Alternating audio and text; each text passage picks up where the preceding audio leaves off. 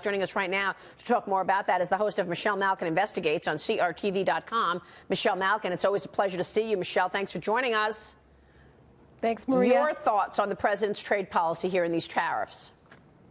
Well, it's not a surprise. He's been signaling that this is where he was going to go since he wrote his book in 2011 advocating for these kinds of tariffs. He's making good on his promise to keep America first, and I know that roils a lot of the most orthodox of free trade conservatives. I would say that I think that there is a lot of hyperbole and undue Chicken Little alarmism. I would note that I'm here in Colorado, and one of the companies that has been sounding the alarm is a company called Ball Corporation, a maker of aluminum goods. And although their stock fell about 1.5% last week, overall, they're up 5%. And I think I will trust the market's judgment on this more than a lot of the alarmist pundits on whatever side they are on. I mean, if the market had fallen 10 or 20%, maybe that kind of chicken littleism would be justified. But I think that I think the devil is in the details. And as you point out, it looks like the president is, if not Peter Navarro anyway, is opening the door to these kinds of carve-outs. And the final language isn't out yet. So we'll have to see. Michelle, it's Dagan McDowell, but it's not just people kind of pundits sounding alarms. It's some of the individuals who advised President Trump on his most pro-growth, pro-U.S. parts of his agenda. And over the weekend, it was Art Laffer and Steve Moore and Larry Kudlow just saying to the president, tariffs historically don't work. This could damage a lot more jobs than it actually helps. And it seems like, and to boil it down, it's that you jeopardize harming the many, meaning Americans, to save the few. Right, I understand that, and of course, as someone who is generally a free trade conservative, I completely understand where Steve Moore and Art Laffer are coming from. On the other hand, because I have been a vocal advocate of the sovereignty agenda of this president, I think it's important to understand historically that there have been numerous Republican presidents over the years, particularly in the post-Civil War era, who were for tariffs, and there's mixed evidence, and there's a lot of internal debate on the right about the effect of tariffs, particularly on job creation and prices. Yeah. I think that the argument among Trump's economic supporters who do support this is that you'll see it in the Wall Street Journal even today, that overall, that this is a drop in the bucket in the overall economy. Yeah, but look, you said it earlier, Lee Carter. He's answering to the people who voted for him. I mean, the president is going to go to Pennsylvania on Saturday, March 10th for a political rally in advance of the March 13th House special election. They're going to be cheering on this. There's no question about that. I mean, we were just talking earlier. There's an article about this in the Wall Street Journal on page 3 about how Pennsylvania voters are feeling about the tariffs and how this is really appealing to them. I think that the president is one who is talking to the people. He's not talking to influencers. He's not talking to certainly not the elites, the global elites. Absolutely not. He's talking to his base. To the people exactly who voted for him. Right. Look at the steel states who are worried about their jobs in Ohio. Steel. You know, I was at an event that he spoke at on Saturday, and the president thinks very often and very carefully about the states that went for him. He was going on and on about Ohio, Wisconsin. Pennsylvania, exactly, Michigan.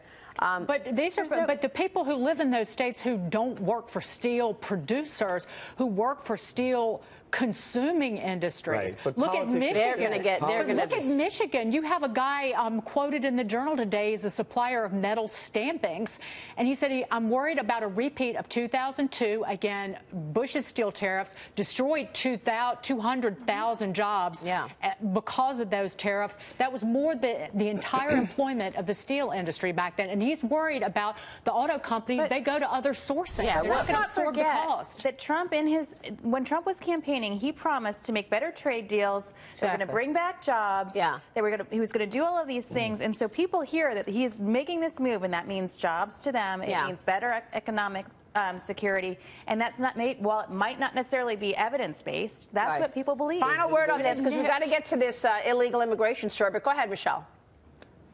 Yeah, I think this is Mr. Art of the deal, and we'll see in the end that if he gets what he wants, fair trade deals, that these are not going to be interminable tariffs. And in fact, it may follow the path of George W. Bush, which, I mean, after a year, he got rid of them. If you look at the solar panel and dishwasher tariffs as well, which were an extension of Obama, those were phased out too. So this isn't going to last forever. All right, let's move on to this other stunning story, which we got to get your take on. An illegal immigrant in California has pled guilty to stealing a U.S. citizen's identity for 37 years and more than $300,000 in taxpayer money. Prosecutors say that he traveled freely between the U.S. and Mexico. He avoided prosecution for dozens of crimes. He was deported twice, all because he got his hands on somebody's birth certificate and was able to get a driver's license and all this stuff, also to become eligible for these U.S. benefits, $300,000. What do you make of this, Michelle?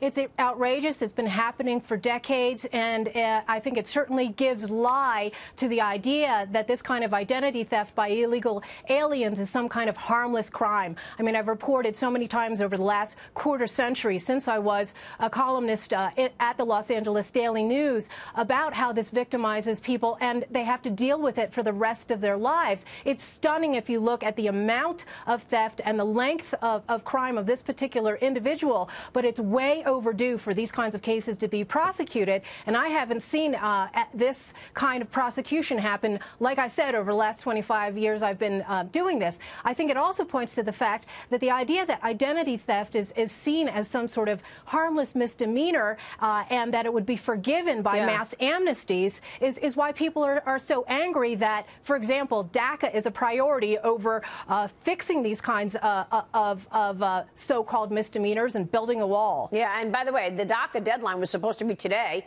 March 5th. But, you know, ICE agents say that they caught 232 illegal immigrants during that raid in Northern California. Of those captured, 180 were convicted criminals, Michelle. They'd either been ordered to leave the U.S. or had been deported before. 115 of those were felons. So ICE is claiming it could have arrested up to 800 more if the Oakland mayor, Libby Schaaf, did not send out a public warning beforehand. So are these the kinds of people that mayor of Oakland is protecting?